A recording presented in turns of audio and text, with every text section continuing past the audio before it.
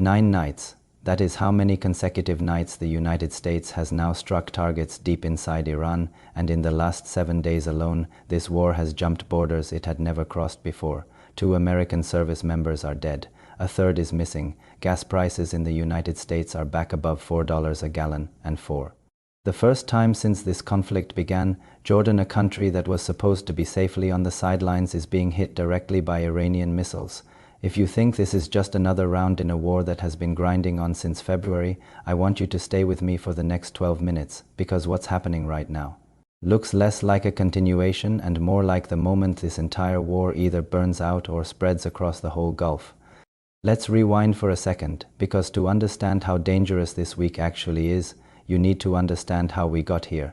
This war was initiated by the United States and Israel on February 28, 2026. And it has upended the dynamics of the entire Middle East. The opening strike took out the head of the Iranian regime, Supreme Leader Ali Khamenei, and that triggered hundreds of retaliatory missiles and thousands of drones fired from Iran across the region. What followed was weeks of brutal, open warfare strikes, counter-strikes, and a death toll that both sides have spent months trying to spin in their own favor. Then, in June, it looked like the fighting might actually stop. The two sides signed a memorandum of understanding meant to bring the war to a close, an agreement that at least on paper gave Iran control over managing the Strait of Hormuz during a negotiation period, with Oman stepping in afterward to help broker a longer-term arrangement. For a few weeks, that fragile truce more or less held, but it was never going to last, because the thing everyone actually cared about, who controls the most important oil choke point on the planet, was never really settled.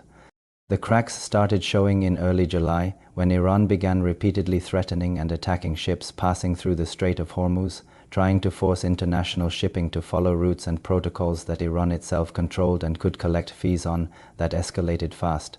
On July 6th and 7th, 3 ships were attacked in the strait, and the United States responded by ramping up strikes on Iranian assets. President Trump publicly declared that, as far as he was concerned, the truce was over. That single sentence from the president is really the hinge point of everything that has happened since. The ceasefire wasn't formally torn up, it just stopped being real. From there, things accelerated in a way that should worry anyone watching global energy markets. The US launched fresh strikes against Iran at President Trump's direction, and Iran responded by striking and disabling 2 so-called rogue supertankers, just hours after the Way reported that Iranian missiles had hit 2 of its own tankers sitting in Omani waters. This is the part people keep missing. Iran isn't just hitting American military targets anymore. It's going after the tankers and the infrastructure that keep Gulf economies afloat, and it's doing it in the territorial waters of countries that aren't even direct combatants. Trump, for his part, has been trying to project total confidence. Back in early March, when this war was just getting started, he predicted it would be over in about 4 weeks. By mid-July, he was telling reporters the conflict was moving fast and that the US had, in his words, demolished Iran's military. But confidence from the Oval Office and the reality on the ground in the Gulf have started to look like 2 very different things. Because here's what actually happened over the following week. In the early hours of one Sunday, Iran's Revolutionary Guard shut down the Strait of Hormuz entirely after firing a warning shot at a vessel it accused of trying to use an unauthorized route through the waterway. The US answered with multiple rounds of strikes on Iran, and in turn, Bahrain, Qatar, Kuwait, Oman, and Jordan all reported incoming Iranian attacks. That is, 5 separate countries pulled into direct fire in a matter of days, most of which have no formal role in this war beyond hosting American bases or sitting near the strait. And then it got personal for Washington. CENTCOM confirmed that 2 American service members were killed and a third was listed as missing in action, the first US military fatalities from Iranian fire since March.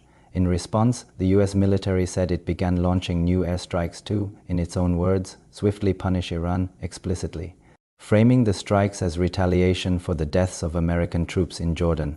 By the middle of that week, the US had completed its 7th consecutive night of strikes on Iran, and Tehran kept firing back at American allies across the region without pause. The human cost inside Iran itself has been getting less airtime in Western coverage, but it's very real. Iranians in coastal cities have borne the brunt of the renewed strikes as the US has tried to break Iran's grip on the Strait of Hormuz. One resident of Avaz described to a reporter how strikes hit the city on back-to-back nights, killing a relative and leveling parts of the neighborhood.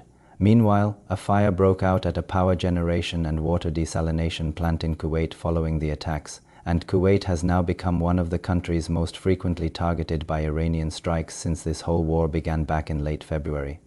This is where the story stops being a US-Iran story and starts being a regional one. Because of the renewed hostilities, India has actually ordered its shipping companies not to send Indian sailors through the Strait of Hormuz at all, and that matters more than it sounds, because India supplies roughly a third of the world's merchant sailors, more than 300,000 of them working across the global shipping fleet. When the country that staffs a huge share of the world's commercial ships starts pulling its people out of a waterway, that is a very loud signal about how seriously the shipping industry is taking this. By the 9th night of strikes, the war had crossed a line nobody had really been talking about. Jordan, Iran launched missiles toward the Jordanian city of Aqaba, an attack that came dangerously close to Israeli territory. Jordanian air defenses intercepted 3 of the missiles, while a 4th landed in a remote area, and Israeli air defenses were confirmed to have taken part in intercepting some of them as well. Jordan was never supposed to be a front line in this war. It is now. And that has Israel bracing for its own re-entry into direct fighting. Israel's defense minister said flatly that if Iran attacks Israel, Israel will respond and strike back without any conditions attached, while the Israeli military's chief of staff said the country's forces are prepared to immediately resume combat against anyone who harms them. Those aren't the words of a country that thinks this is winding down. Those are the words of a country expecting to get pulled back in. Which brings us to the 2 questions that actually matter here. First, why would the Trump administration escalate again, knowing full well what happened the last time Iran was pushed this hard? And second, are American bases scattered across Kuwait, Bahrain, Qatar, and now increasingly Jordan actually protecting American interests in the Gulf, or have they simply become targets that put the whole region at risk every time Washington decides to strike? On the first question, the honest answer is that we don't fully know what the administration's calculation is.